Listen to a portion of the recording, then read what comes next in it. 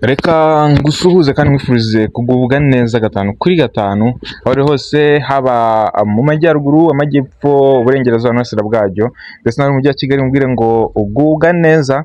Uri mu ntara ya gatanu, ndavuga wowe mu diaspora, uri mu gihugu icyo ari cyo cyose kiri kuri iyi si ya rurema, ukaba wumva ururimi rw'ikinyarwanda, ukamubwire ngo ugubwa neza, turagukunda cyane.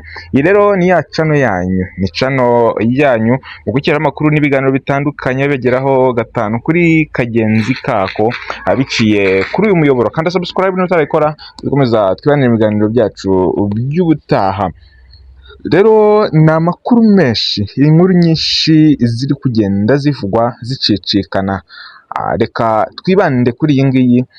Ni inkuru twakuye ku kinyamakuru cyitwa Ukweli Times, aho abasore babiri bafatiwe mu kagari ka Munanira, ni Munanira ya kabiri mu murenge wa Nyakabanda, akarere ka Nyarugenge. Bari bagiye kwiba bimwe mu bicuruzwa biherereye muri iryo duka mu murenge wa Munanira ya kabiri nk'uko twari tubivuze.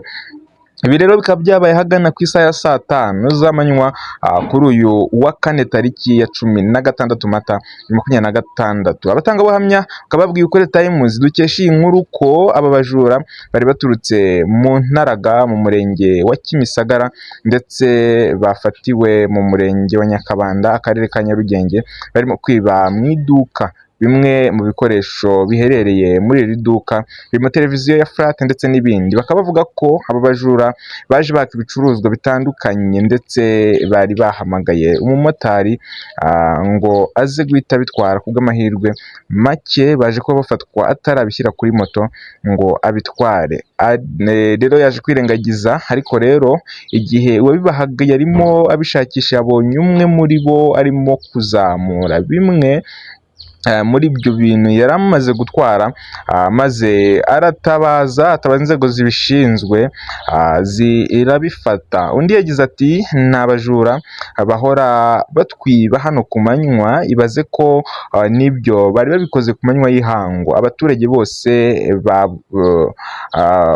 babuze uko binjira mu iduka, abantu bari kwinywera agacupa, nta n'umwe ubitayeho. Bafatiraho rero ibyuma kuri abo bantu kugira ngo bataza kugira icyo bavuga. Kubw'amahirwe kubera ko uwo bari babyibye yababonaga, yahise avuza induru, barabafata batararenga umutaru.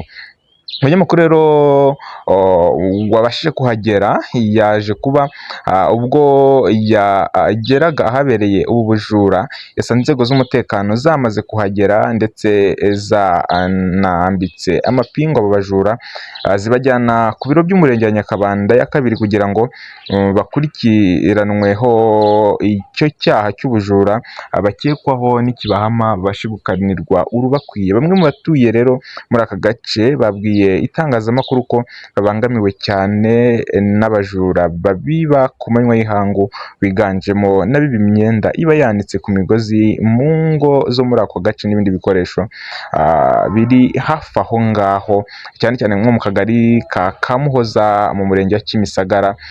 Niho rero ibi byaha byarimo bibera. Reka rero twizere ko inzego ziza gukurikirana byimbitse iki kibazo, hanyuma n'uwibwe twizere ko yabashije kubona ibyo yibwe. Reka mbabwire ngo turakunda cyane, amakuru yacu nakagaruka. Ciao ciao.